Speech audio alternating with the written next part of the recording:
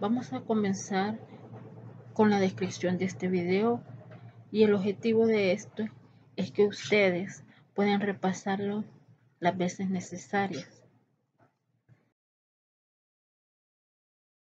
El tema que vamos a describir es el tema número 7, cintura escapular, estructura y mecánica del hombro, parte 1. Además, también los invito a que nos visiten en nuestro sitio del Facebook que pertenece a nuestro departamento.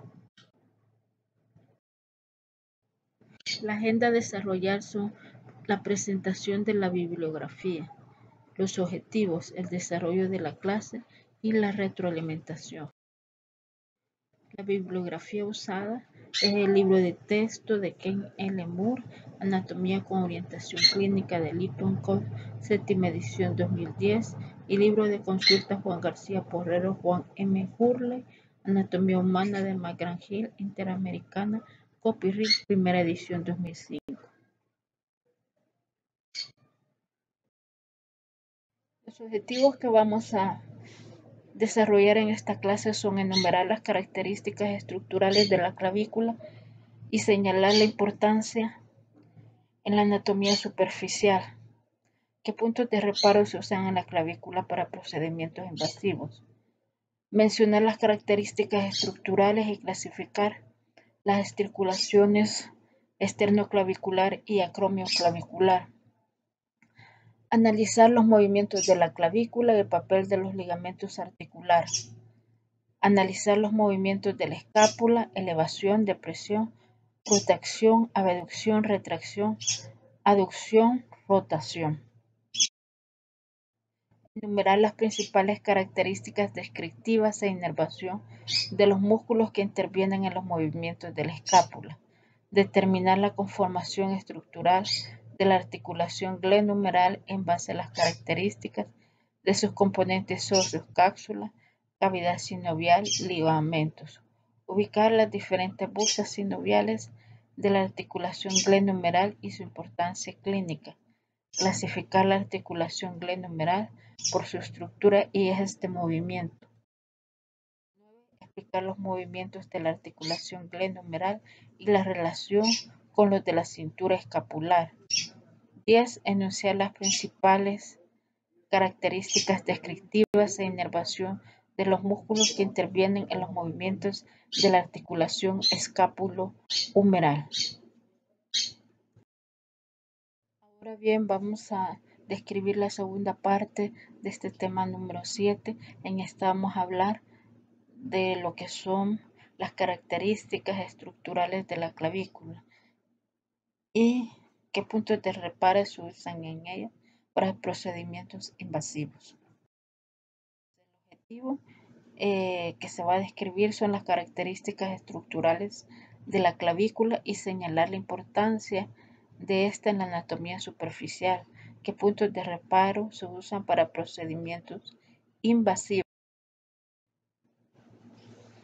La clavícula, en ella vamos a observar varias caras. Vamos a ver una cara anterior, que la estamos señalando, una cara posterior, una cara inferior, una cara superior, un extremo external y un extremo acromial. La cara superior se va a ubicar debajo de la piel en relación con lo que es el músculo platysma en el tejido celular subcutáneo y esta tiene la característica de ser lisa. La cara inferior, debido a que en ella se están insertando potentes ligamentos, va a ser rugosa. Y en esta vamos a reconocer varias estructuras. Decíamos que en la parte medial vamos a tener lo que es el extremo external, que aquí lo delimitamos con el nombre de carilla external, y se ubica en posición medial. Acá en ella se encuentra una impresión rugosa para el ligamento clavicular, como lo estamos señalando, que en la clavícula se observa como una área ovalada, rugosa y con frecuencia deprimida que corresponde al sitio de inserción del ligamento costoclavicular. Este une la primera costilla a la clavícula y limita su elevación.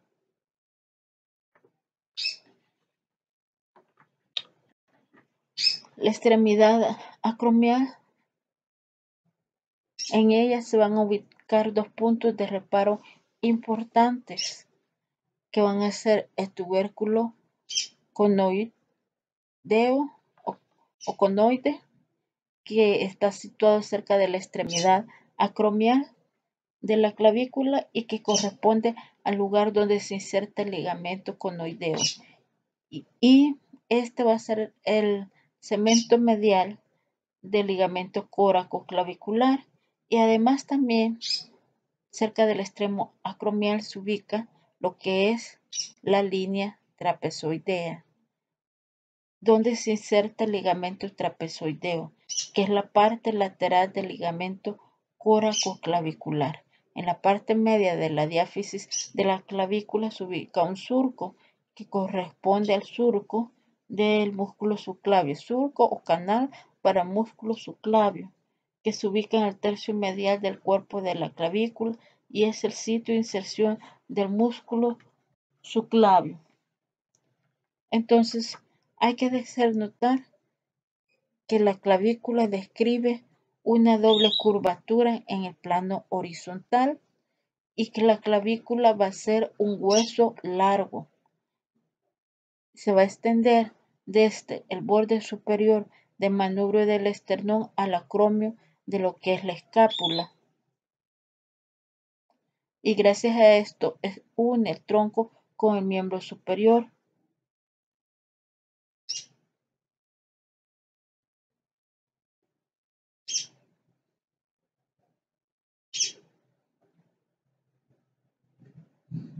La importancia de la clavícula es que la anatomía de superficie actúa como un sostén para que el miembro superior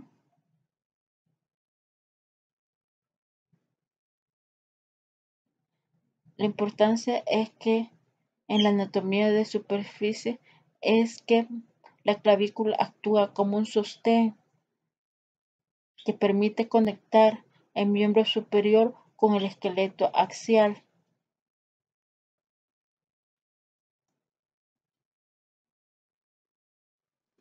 En cuanto a la importancia de la clavícula en la anatomía de superficie, al usarla como un punto de reparo por un procedimiento invasivo, vamos a decir que lo que es la cara posterior de la clavícula se está relacionando con lo que es el plexo braquial y los vasos subclavios, ya que en la cara posterior vamos a poder ubicar estos vasos subclavios, tanto en la vena y la arteria, que muchas veces se toman como se van a tener que diseccionar para tomarlos y, y, usar, por ejemplo, presión venosa central en la vena subclavia, o a veces vamos a tener que tomar lo que es la arteria subclavia.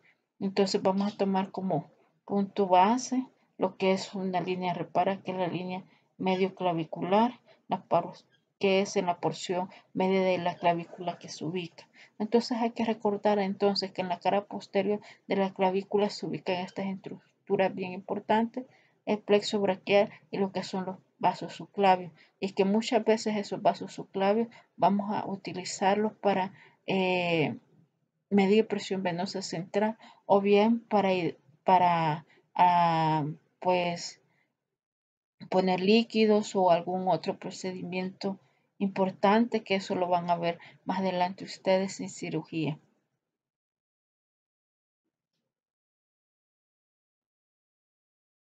Vamos a continuar con lo que es la parte 3 de esta clase.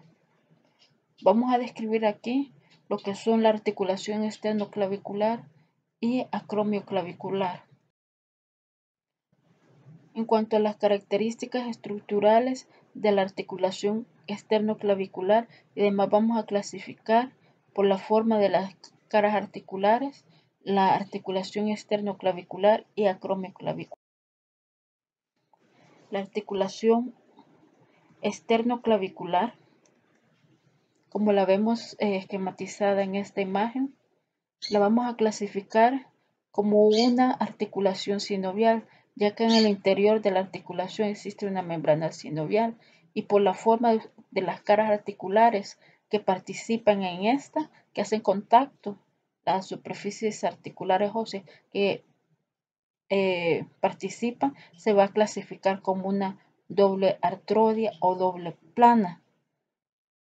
Y en el interior de la articulación va a existir un disco articular que separa la cavidad de la articulación en dos compartimientos y por eso se va a clasificar en doble artrodia o doble plana. Sin embargo, si ustedes leen en su libro de texto, en la página 794, van a ver que la clasifica de una manera bien diferente, pero nosotros la vamos a mencionar que es por la forma de sus caras articulares como una doble artrodia.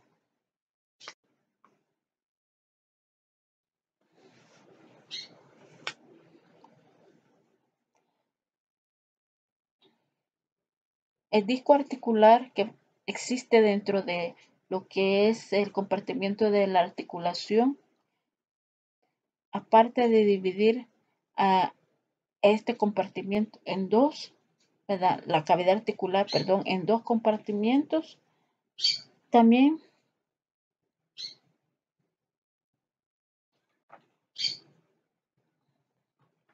va a amortiguar las fuerzas de choque de discos articulares de fibrocartílago y este disco nos va a hacer que se aumente la congruencia de las superficies articulares. Entonces, el disco articular lo que hace, aparte de separar lo que es la cavidad articular en dos compartimientos, sino que también va a aumentar la congruencia de las superficies articulares y amortigua las fuerzas que actúan sobre las articulaciones, evitando que se produzcan luxaciones.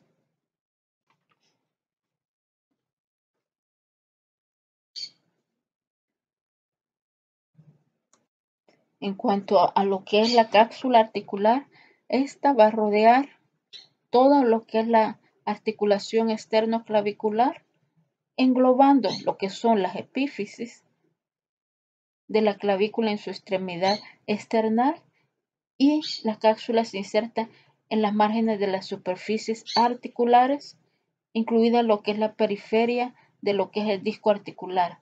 La membrana sinovial va a recubrir la superficie interna de la membrana fibrosa de la cápsula articular y se extiende hasta los bordes de las superficies articulares.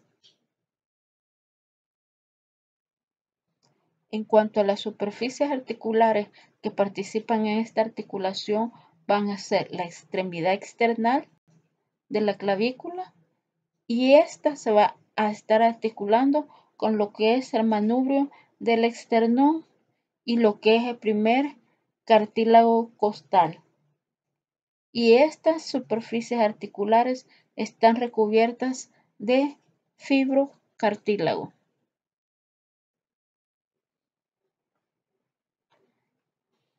Los ligamentos que van a reforzar esta articulación van a ser los ligamentos externo clavicular anterior que estamos señalando en esta imagen y el ligamento externo clavicular posterior que estaría en ese mismo sitio, solo que en la parte posterior. Y ambos, pues como dice su nombre, se sitúan anterior y posterior a la articulación. Otro ligamento va a ser el ligamento yugal o ligamento interclavicular y esta une los extremos de las clavículas entre sí y a la cara superior del manubrio del esternón. Y el ligamento costoclavicular, que se sitúa lateral a la articulación y une el extremo proximal de la clavícula con la primera costilla y con el primer cartílago costal. Este ligamento costoclavicular es el ligamento más potente de la articulación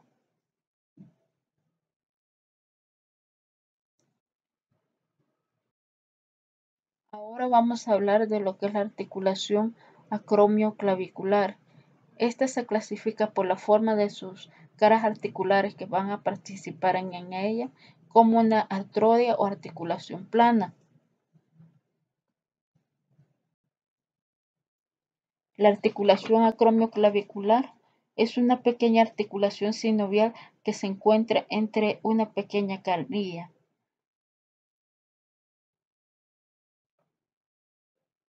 Los ligamentos que van a participar en ella son el ligamento acromioclavicular y el coracoclavicular.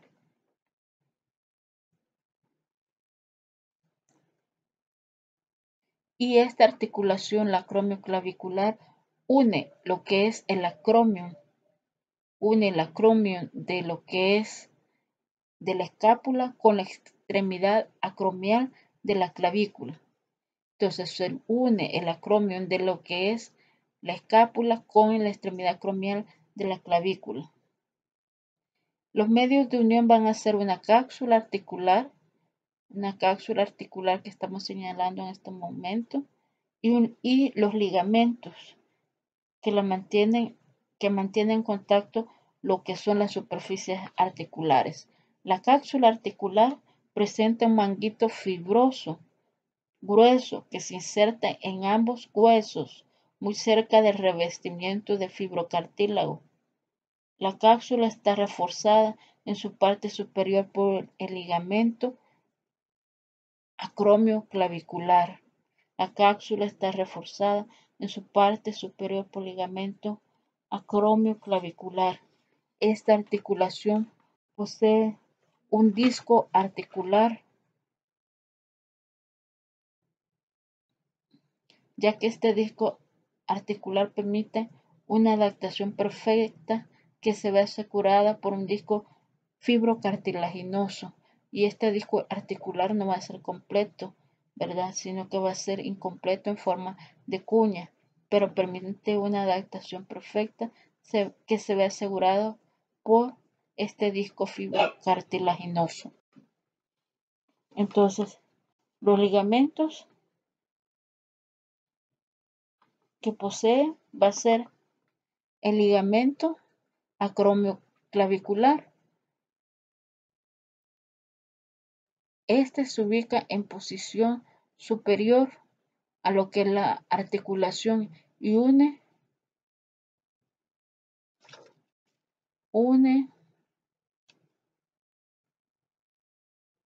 las estructuras adyacentes de la clavícula y el acromio. Se ubica en una posición superior a la articulación y une las estructuras adyacentes de la clavícula y el acromio, mientras que el ligamento coracoclavicular es de mucho mayor tamaño, pero este ligamento no está directamente relacionado con la articulación, pero que constituye un destacado y resistente ligamento accesorio. Entonces no está relacionado con la articulación, pero constituye un destacado y resistente ligamento accesorio, porque proporciona la mayoría del soporte del peso de la extremidad superior en la clavícula y mantiene la posición de dicho hueso respecto del acromio. Este ligamento coracoacromial se extiende entre lo que es la apófisis coracoides de la escápula y la superficie inferior del extremo acromial de la clavícula y está compuesto por un ligamento trapezoideo situado anterior y este se une a la línea trapezoidea de la clavícula y un ligamento conoideo situado posterior que se une al tubérculo conoideo de la clavícula.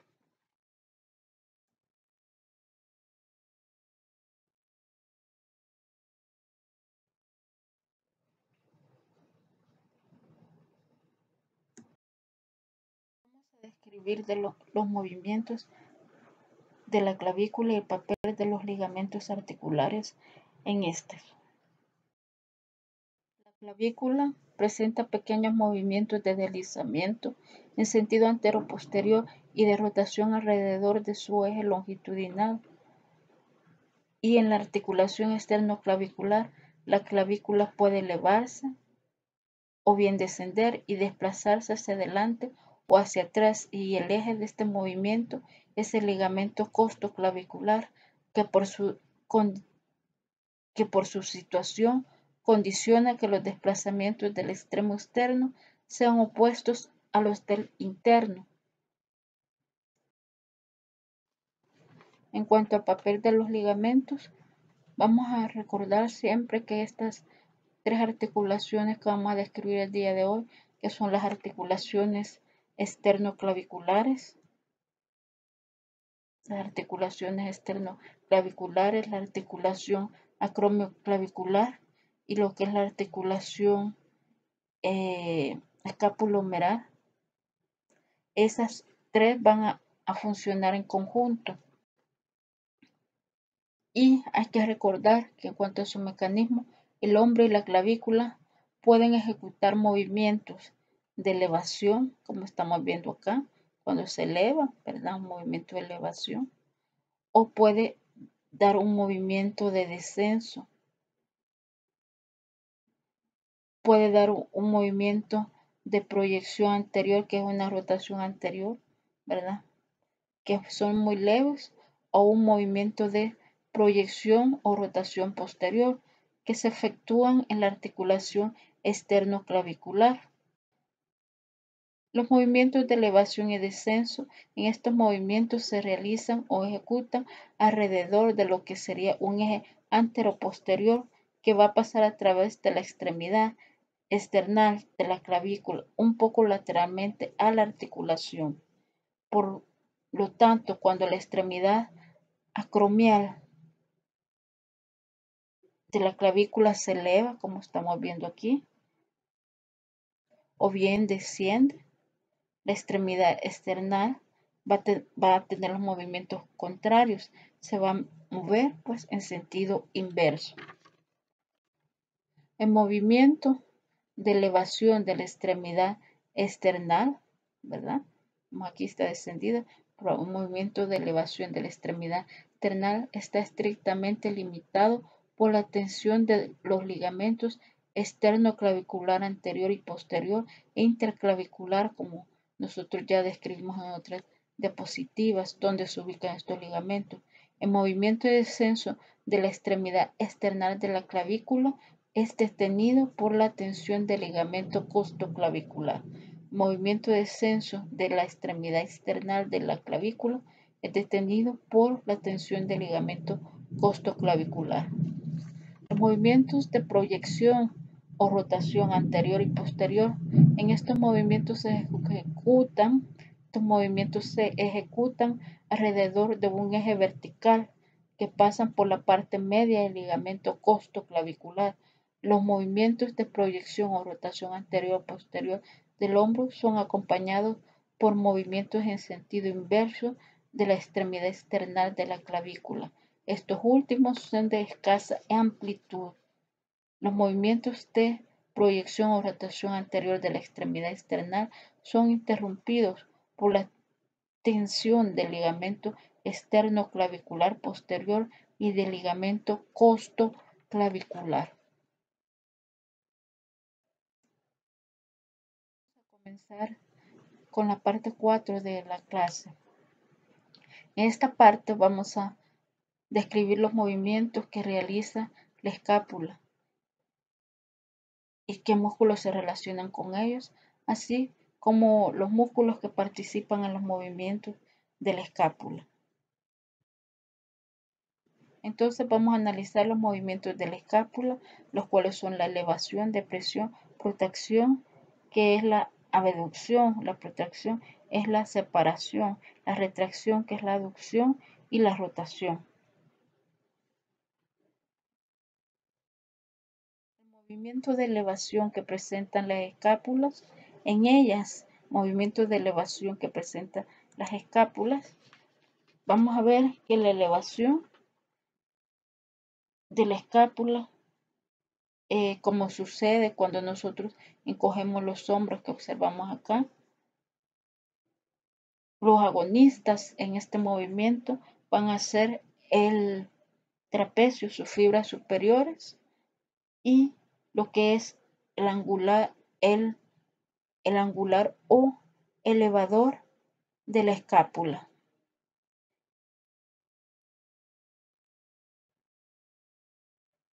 Y el movimiento se va a frenar por tensión de la articulación acromio-clavicular. En cuanto al movimiento de descenso, que ocurre en las escápulas, este descenso en las escápulas se frena por los ligamentos interclavicular y esternoclavicular anterior y por el choque de la clavícula con la primera costilla.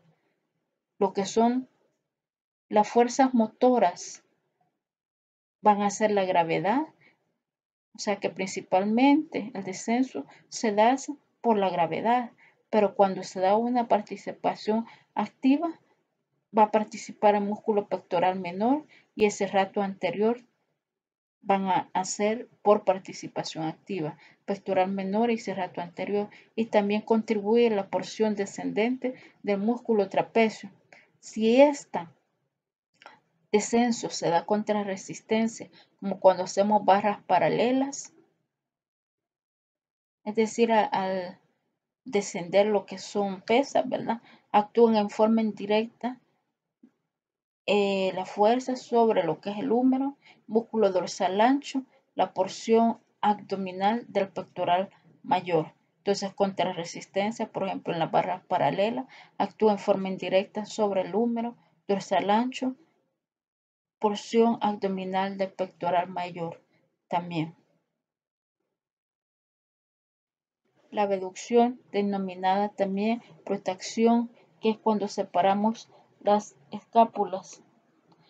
La protracción es el movimiento de la escápula hacia adelante sobre la pared del tórax, como al empujar alguna estructura cuando lanzamos alguna estructura o golpeamos. Entonces, el concepto va a ser el movimiento de la escápula hacia adelante. Entonces, en esta se desplazan hacia adelante, como vemos. Estas se desplazan hacia adelante la escápula y el extremo externo de la clavícula. Se desplazan ligeramente hacia adentro, llevar hombros hacia adelante. Entonces, en la protracción se desplazan hacia adelante la escápula, el extremo externo de la clavícula, mientras que el extremo interno de la clavícula se desplaza ligeramente hacia adentro, llevar hombros hacia adelante. Este movimiento se frena por los ligamentos esternoclavicular anterior, las fibras posteriores del costoclavicular y el coracoclavicular. Las fuerzas motoras van a ser el serrato anterior, músculo pectoral mayor y el dorsal ancho, porción que se inserta en el ángulo inferior de la escápula. La aducción, denominada también retracción, es el movimiento hacia atrás, por ejemplo, como al echar los hombros hacia atrás cuando a alguien le ponen esposas. Aquí el hombro se desplaza hacia atrás, el hombro se desplaza hacia atrás y la escápula se aproxima a la línea media para llevar los hombros hacia atrás.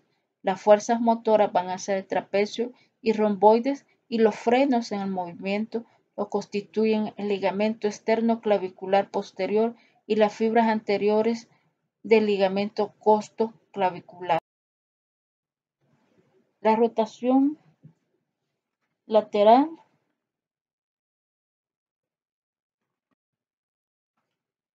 se realiza según un eje anteroposterior que atraviesa la escápula por el centro. La rotación lateral se realiza según un eje anteroposterior que atraviesa la escápula por el centro. En la rotación externa, la cavidad glenoidea de la escápula se desplaza hacia arriba, como observamos, mientras que el ángulo inferior de la escápula se dirige hacia afuera. Las fuerzas motoras en este movimiento son la acción combinada de la parte superior del trapecio y la parte inferior del serrato anterior. En el movimiento de rotación interna de las escápulas, lo que es la cavidad glenoidea se desplaza hacia abajo y el ángulo inferior de la escápula lo hace hacia adentro. En el movimiento de rotación interna de las escápulas, la cavidad glenoidea se desplaza hacia abajo y el ángulo inferior de la escápula lo hace hacia adentro. Si no hay resistencia, va a actuar la gravedad y contrarresistencia es por el músculo elevador de la escápula, el romboides y el pectoral menor. Una resistencia mayor va a participar el músculo pectoral mayor y lo que es el músculo dorsal ancho.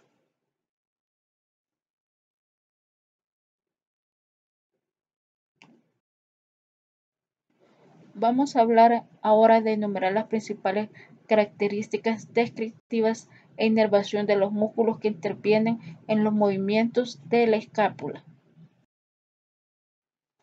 Vamos a comenzar entonces con los músculos que participan en los movimientos de la escápula y uno de ellos va a ser el músculo trapecio. El músculo trapecio está esquematizado en esta imagen y vamos a hablar de orígenes, inserciones, inervaciones y acción. Músculo trapecio, su inserción proximal u origen tiene lugar en el tercio medial de la línea nucal. El tercio medial de la línea nucal. También el tercio medial de la línea nucal superior. Los orígenes de trapecio son tercio medial de la línea nucal superior. Como está señalando aquí. En la protuberancia occipital externa, en lo que es el ligamento nucal y en las apófisis espinosas de las vértebras C7 a T12. Esos son los orígenes del trapecio. Tercio medial de la línea nucal superior, protuberancia occipital externa, ligamento nucal, apófisis espinosas de las vértebras C7 a T12. Mientras que su inserción distal va a ser tercio lateral de la escápula, acromion y espina de la escápula. Su inervación va a estar dada por el nervio accesorio y fibras motoras su inervación es dada por las fibras motoras del nervio accesorio y nervios C3 y C4 que van a estar proporcionando fibras para el dolor y la propiocepción. Pero la inervación motora va a ser por el nervio accesorio y C3 y C4 dar la inervación sensitiva. La acción del músculo trapecio va a ser la porción descendente, va a elevar, la ascendente desciende y la porción media o todas las porciones juntas retraen la escápula. Las porciones descendentes y ascendentes actúan juntas para rotar la cavidad glenoidea superiormente.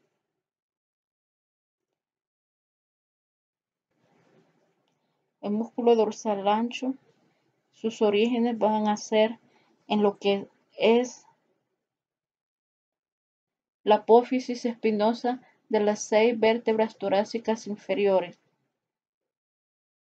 en la fascia toracolumbar, en la cresta ilíaca y las 3-4 costillas inferiores y 3 o 4 costillas inferiores. Se va a insertar en el suelo del surco intertubercular del húmero y es inervado por el nervio tóraco-dorsal. Su acción es extender, aduce y rota el húmero medialmente, eleva el cuerpo hacia los brazos al trepar. Su función es extiende, aduce y rota el húmero medialmente, eleva el cuerpo hacia los brazos al trepar.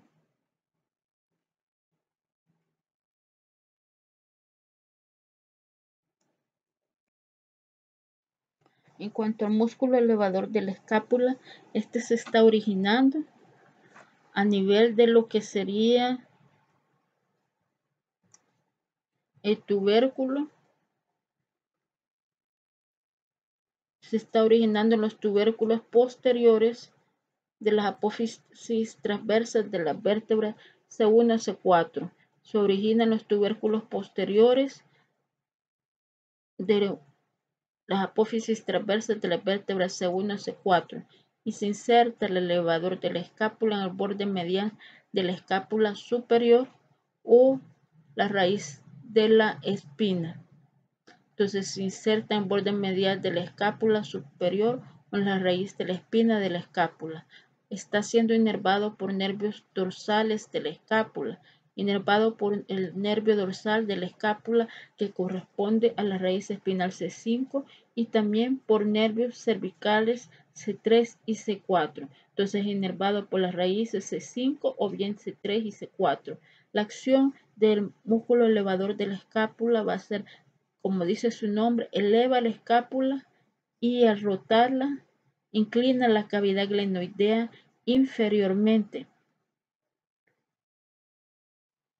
Romboides mayor y romboides menor. Vamos a ver que el músculo romboides menor se está originando en el segmento nucal, en las apófisis espinosas de las vértebras C7 y T1 y la inserción distal va a ser en la área triangular lisa, el extremo medial de la espina de la escápula. En el área triangular lisa, en el extremo medial de la espina de la escápula. Y el mayor, romboides mayor, este se origina en la apófisis espinosa de las vértebras T2 a T5, de las vértebras T2 a T5 y se está insertando borde medial de la escápula desde el nivel de la espina hasta el ángulo inferior. Ambos, el romboides menor y el romboides mayor, están siendo inervados por el nervio dorsal de la escápula, raíces de los nervios espinales C4 y C5. Y la función de ellos va a ser retraer la escápula y al rotarla descienden la cavidad glenoidea. Fijan la escápula a la pared torácica. En cuanto a lo que es el músculo pectoral mayor, que siempre forman parte de los músculos axiopendiculares anteriores, vamos a ver que el músculo pectoral mayor, que se ve aquí en una disección y aquí en un esquema, vamos a ver que él tiene una porción clavicular. La porción clavicular se origina en la cara anterior de la mitad media de la clavícula y las porciones esternocostales,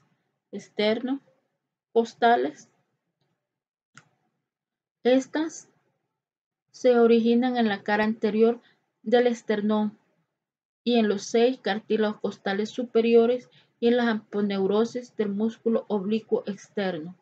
La inserción del músculo pectoral mayor va a ser en el labio lateral del surco intertubercular del húmero. La inervación del pectoral mayor va a ser por los nervios pectorales lateral y medial, por la porción clavicular, es por los nervios pectorales laterales menor. Y estos corresponden a las raíces C5 y C6. La porción externo-costal corresponde a las raíces C7, C8 y T1. Las acciones principales del pectoral mayor van a ser aduce y rota medialmente el húmero.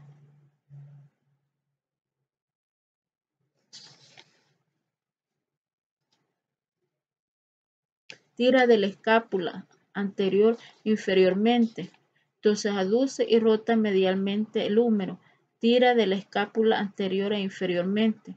Cuando actúa independientemente, la porción clavicular flexiona el húmero y la porción externo-costal lo extiende desde la posición flexionada. En cuanto al músculo pectoral menor, este músculo, vamos a ver que él se origina en lo que son las costillas de la tercera a lo que es la quinta, cerca de sus cartílagos costales. Entonces se origina de las costillas de la tercera a la quinta, cerca de sus cartílagos costales, y se está insertando en el borde medial y cara superior de la apófisis coracoides de la escápula. Se inserta en el borde medial y cara superior de la apófisis coracoides de la escápula. Está siendo inervado por el nervio pectoral medial, que corresponde a las raíces C8 y T1. Su acción estabiliza la escápula, fijando. Su acción estabiliza la escápula, tirando de ella inferior y anteriormente contra la pared torácica. La función del pectoral menor estabiliza la escápula, tirando de la escápula en forma inferior y anteriormente contra la pared torácica. Estabiliza la escápula, tirando de ella inferior y anteriormente contra la pared torácica. Un músculo muy pequeño. Este se origina en la unión de la primera costilla y su cartílago costal. Se origina en la unión de la primera costilla y su cartílago costal. Y se inserta en la cara inferior del tercio medio de la clavícula. Es inervado por el nervio del subclavio. Sus raíces son C5 y C8. No, el nervio subclavio cuyas raíces son C5 y C6. C5 y C6 las raíces del nervio subclavio, y la función del músculo subclavio va a ser fijar y descender la clavícula. Este se origina en lo que son las caras externas de las porciones laterales de las costillas de primero a lo que es la octava. Las caras externas de las porciones laterales de las costillas de la primera a la octava. Y este se va a estar insertando en lo que son la cara anterior del borde medial de la escápula. Cara anterior del borde medial de la escápula. Es inervado por el nervio torácico largo C5, C6 y C7. Y la acción principal de cerrato anterior va a ser protraer la escápula y la sujeta contra la pared torácica y rota la escápula. En esta parte 5 vamos a hablar de las características estructurales de lo que es la articulación del hombro o articulación escapulohumeral. Entonces vamos a determinar la conformación estructural de lo que es la articulación glenohumeral en base a las características de sus componentes estructurales. Es decir, en base a sus componentes óseos, y también vamos a hablar de la cápsula articular, la cavidad sinovial y los ligamentos que van a estarla reforzando.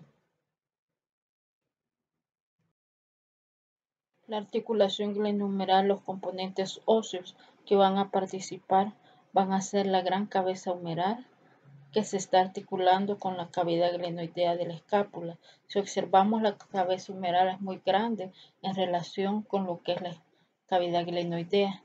Esta cavidad va a ser aumentada de tamaño por lo que es el rodete glenoideo.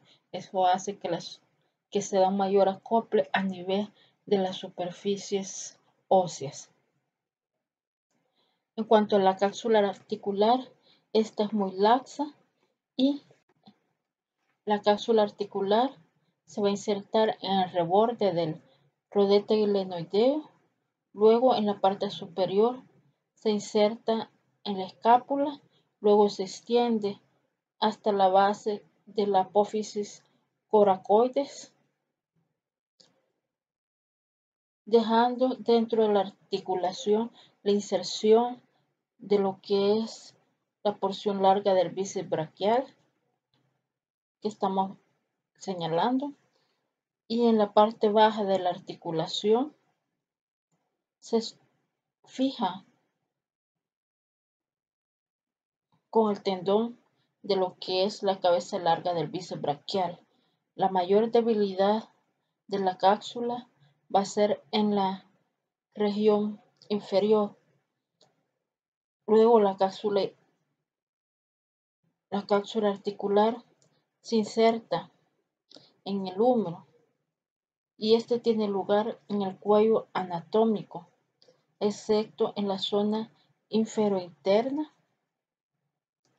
donde se aleja más de 1 centímetro. En esta región la cápsula alcanza lo que es el cuello quirúrgico y la parte superior del cuerpo, lo que condiciona que la línea epifisiaria sea intraarticular a ese nivel. La cápsula articular posee 2 aberturas. La cápsula articular o fibrosa posee 2 aberturas constantes, una en la cara anterior de la articulación, una en la cara anterior de la articulación, que se le conoce como agujero oval. Una en la cara anterior de la articulación va a ser una abertura que se le conoce como agujero oval, y esta comunica con la bolsa subescapular. Entonces la que está en la cara anterior comunica con la bolsa subescapular y se conoce como agujero oval. Y la otra abertura constante va a ser en el extremo superior de lo que es el surco intertuberositario, en el extremo superior del surco intertuberositario o canal bicipital, y es utilizado como sitio de paso por el tendón de la cabeza larga del bíceps braquial. Hay que tomar en cuenta que la articulación presenta una gran amplitud de movimientos y es muy inestable durante los movimientos de abducción o separación del brazo. Y ya habíamos mencionado que la cabeza glenoidea es pequeña en relación con la cabeza del húmero. Sin embargo, por sus características estructurales, le han dado su amplitud de movimiento y la hace vulnerable a lo que es la luxación. En cuanto al rodete glenoideo, ayuda a lo que es la adaptación de la cabeza del húmero. Y este es un anillo de fibrocartílago que se aplica sobre el contorno de la cavidad glenoidea y que aumenta su profundidad. Entonces, el rodete glenoideo ayuda a la adaptación de la cabeza del húmero y es un anillo de fibrocartílago que se aplica sobre el contorno de la cavidad glenoidea y que aumenta su profundidad.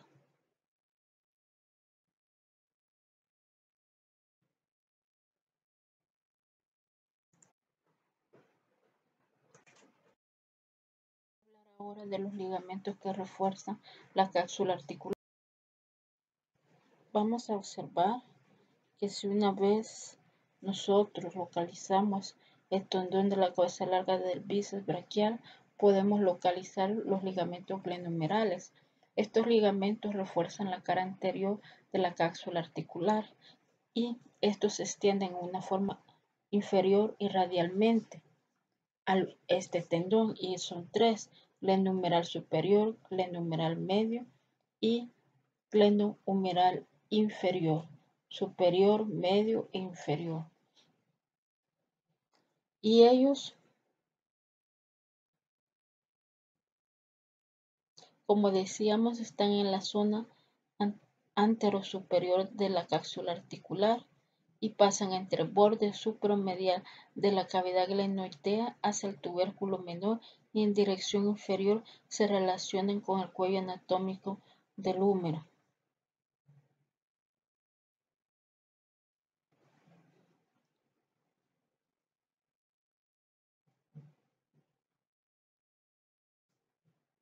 Otros libros dicen que se extienden de forma radial y lateral e inferiormente desde el rodete glenoidea a la altura del tubérculo supraglenoidea y que son visibles solo en la cara interna y que están reforzando la cara anterior de lo que es la cápsula articular. Fíjense bien esto, que son solamente visibles en la cara interna y para lo cual nosotros localizamos el tendón de la cabeza larga bíceps y en una forma radial e inferior a él o lateral e inferior a él, vamos a localizarlos en la cara interna de la cápsula articular, pero solo van a estar reforzando la cara anterior, pues refuerzan la cara anterior, pero son visibles solamente en la cara interna de la articulación. Vamos a hablar de lo que es el ligamento coracohumeral.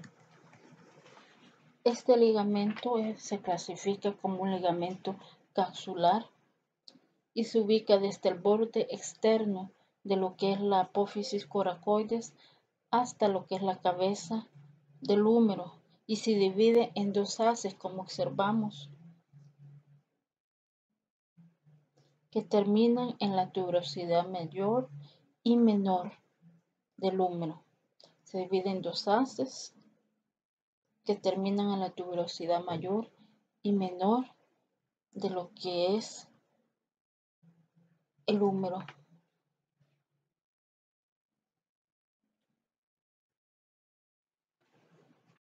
En cuanto al ligamento humeral transverso,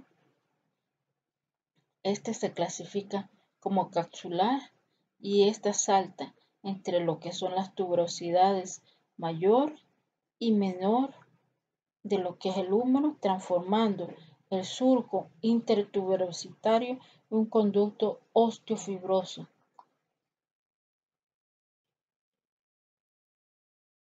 El ligamento coracoacromial, este va a formar un arco protector sobre la cabeza del húmero y evita su desplazamiento superior en la cavidad glenoidea.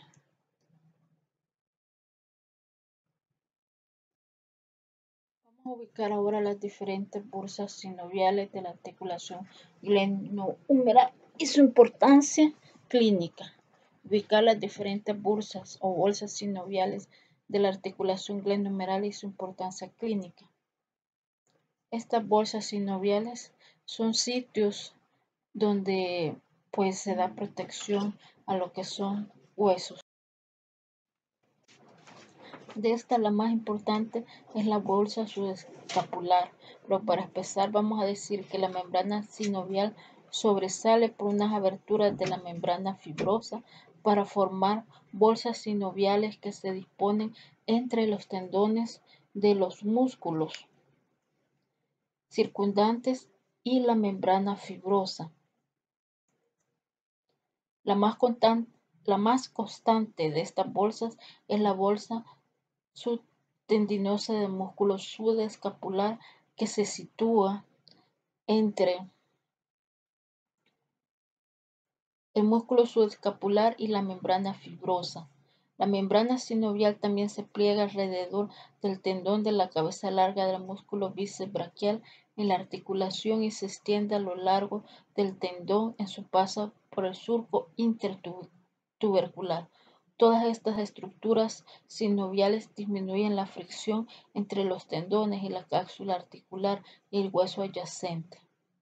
Entonces, la bolsa sinovial, tenemos que la membrana sinovial sobresale por unas aberturas de la membrana fibrosa para formar bolsas sinoviales que se disponen entre los tendones de los músculos circundantes y la membrana fibrosa.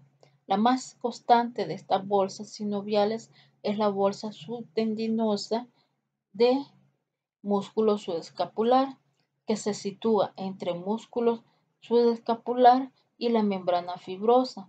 La membrana sinovial también se pliega alrededor del tendón de la cabeza larga del músculo bíceps braquial en la articulación y se extiende a lo largo del tendón en su paso por el surco intertubercular. Todas estas estructuras sinoviales disminuyen la fricción entre los tendones y la cápsula articular y el hueso adyacente. Además de estas bolsas que se comunican con la cavidad articular mediante aberturas de la membrana fibrosa, otras bolsas están asociadas con la articulación, pero no se conectan con ella. Estas se sitúan entre el deltoides y el músculo supraespinoso y la cápsula articular, que ya vamos a ver más adelante, que es la bolsa subacromial. También entre el acromion y la piel va a existir otra bolsa sinovial y entre la apófisis coracoides y la cápsula articular. En esta vemos lo que es la bolsa subacromial, que facilita el movimiento del tendón del músculo supraespinoso cuando ésta pasa por debajo de lo que es el arco coracoacromial para dirigirse hacia el tubérculo mayor del húmero. Entonces esta se sitúa, esta bolsa, entre el arco y el tendón de lo que es el músculo supraespinoso.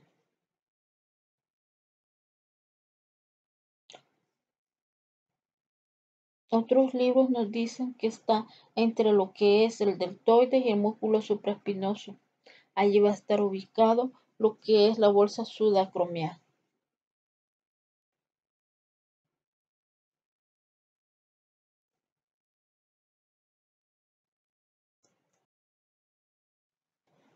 Vamos a hablar de la sexta parte de este tema.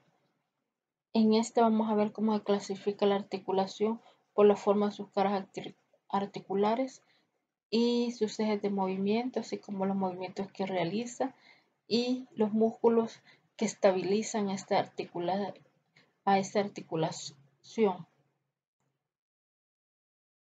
Estar hablando que esta articulación se va a clasificar por la forma de las estructuras que participan en ella, es decir, por su estructura, o sea, sus componentes óseos como esferoidal o en artrosis.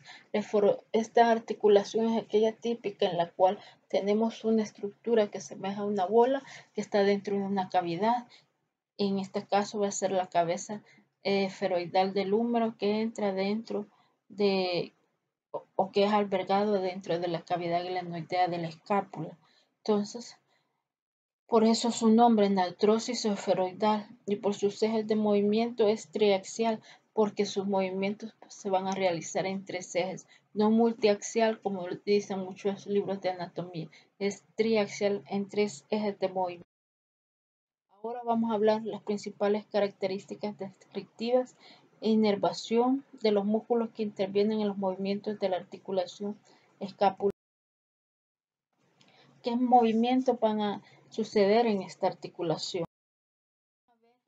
Que puede darse el movimiento de abducción. Estamos señalando aquí con el color morado. Abducción es la separación de miembros de lo que es el tronco. Entonces, son desplazamientos que se realizan, la abducción, sobre un eje antero-posterior. La abducción se realiza sobre un eje antero-posterior. Durante la separación o abducción, el brazo se aleja del tronco y cuando sobrepasa lo que es el plano horizontal recibe el nombre de elevación. Durante la separación, el brazo se aleja del tronco y cuando sobrepasa lo horizontal recibe el nombre de elevación. La fuerza motora más importante en este movimiento es el deltoides y es completado por el músculo subescapular infraespinoso y redondo menor y especialmente por el supraespinoso.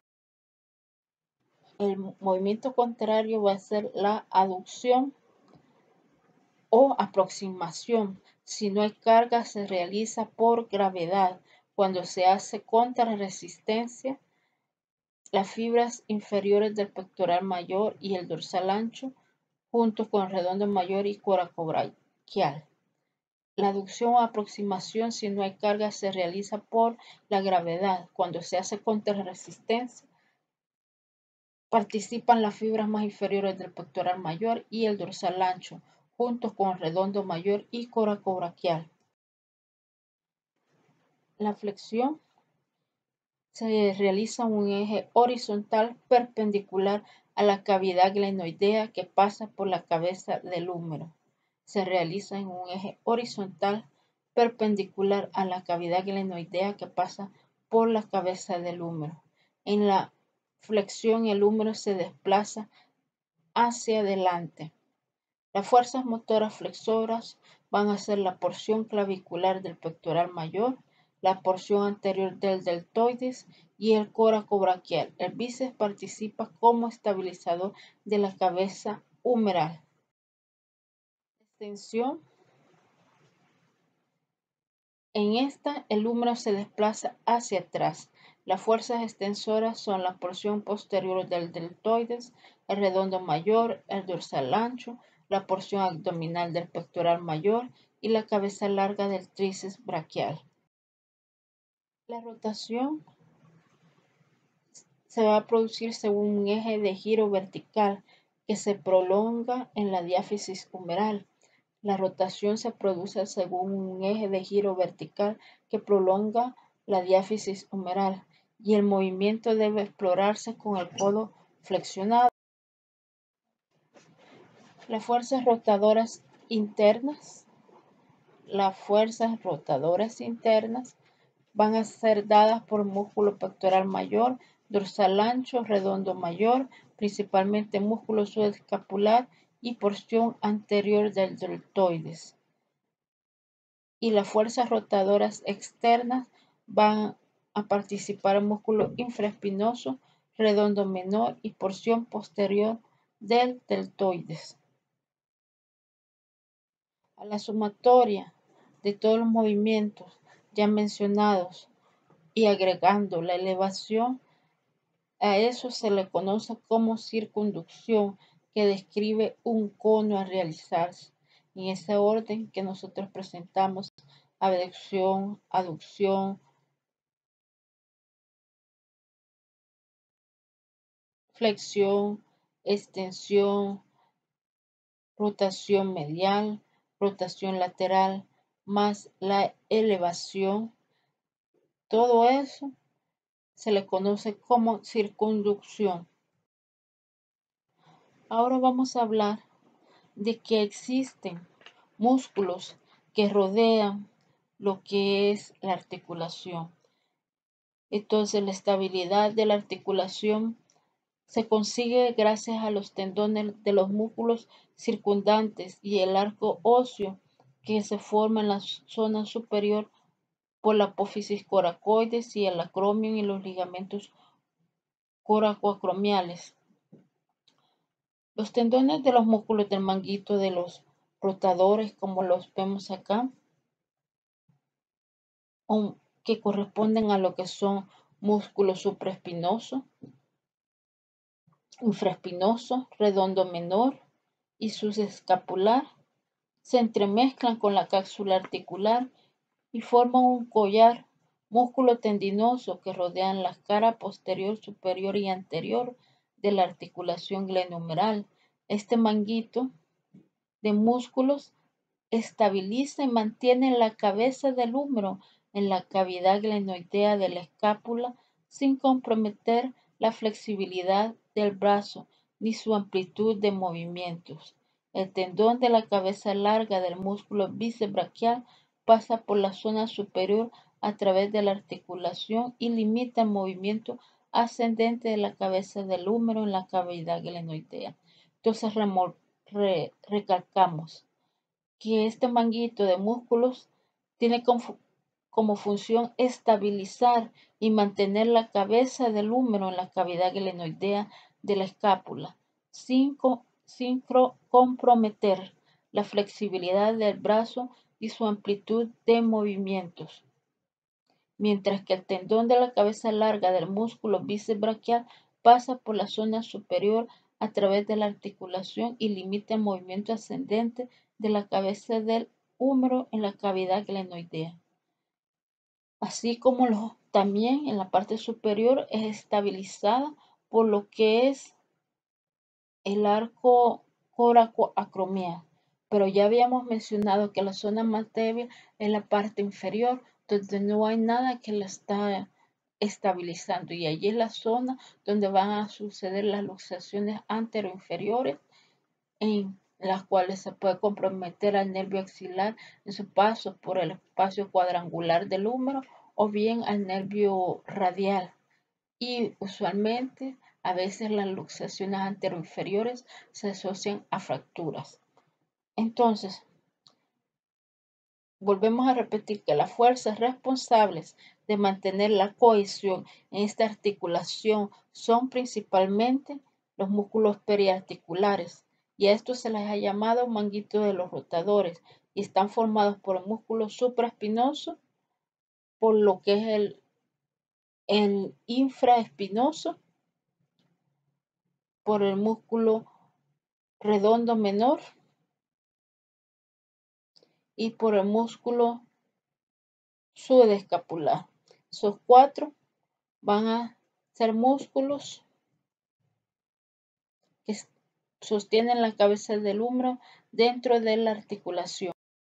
Ahora en esta tabla presentamos brevemente el movimiento principal del músculo y su inervación. El músculo subescapular, su función es la de realizar la rotación medial del brazo y es inervado por el nervio subescapular superior. El músculo infraespinoso, movimiento principal es la rotación lateral del brazo y está inervado por el supraescapular, por el nervio supraescapular. El músculo redondo menor, movimiento principal es la rotación lateral del brazo y está inervado por el nervio axilar. Y el músculo supraespinoso, su movimiento principal es la rotación lateral del brazo y la abducción. Y su inervación es por el nervio supraescapular. Entonces, el músculo subescapular es el principal rotador medial de la articulación del hombro. Como última parte de la clase, vamos a hablar de lo que es la retroalimentación, de algunos puntos más importantes de la descripción de esta clase. Además, los invito de que lean su libro de texto referente a este tema y también repasen las veces necesarias este video, ya que este video tiene pues una descripción detallada de toda la clase, de todos los objetivos de la clase, y las clases presenciales solamente es una guía de todos de algunos objetivos. Entonces vamos a hablar de la red. ¿Cuáles músculos van a constituir? ¿Cuáles músculos van a contribuir a sostener la cabeza del húmero dentro de la articulación glenohumeral? Van a ser el supraespinoso, infraespinoso, redondo menor y el músculo subescapular. ¿Cómo se van a clasificar las articulaciones externo-clavicular? Por la forma de sus caras articulares, doble artrodia o doble plana, y la acromioclavicular como una articulación plana. ¿Cómo se clasifica la articulación glenohumeral? Por la forma de sus caras articulares, como esferoidal o en artrosis, y por sus ejes de movimiento triaxial. En cuanto a cuál es la bolsa sinovial que comunica con la cavidad articular, o cuál bolsa sinovial permite una comunicación con la cavidad articular. Esta va a ser la bolsa subescapular. ¿Cuál es el papel de los ligamentos en la articulación externoclavicular? De este, el más importante, el ligamento costoclavicular, es limitar lo que es la elevación de la clavícula, pero vayan a escuchar la parte donde les hablo, perdón, del papel de los ligamentos. ¿Qué movimientos realizan los músculos en la articulación del hombro? Hay que manejar los movimientos de los músculos periarticulares, o es decir, de los músculos del manguito rotador y sobre todo del músculo subescapular, que es el principal rotador medial del hombro, o es el principal rotador medial. Revisar las características estructurales de la clavícula, por ejemplo, que la cara inferior es rugosa, que en qué parte se ubica el ligamento, la impresión del ligamento costoclavicular, del músculo subclavio, la línea trapezoide, el tubérculo conoide y así, es decir, de las características. Bueno, esto sería todo por el momento de la clase número 7. Espero que este material de apoyo pues les sirva para su aprendizaje y estamos siempre a sus órdenes.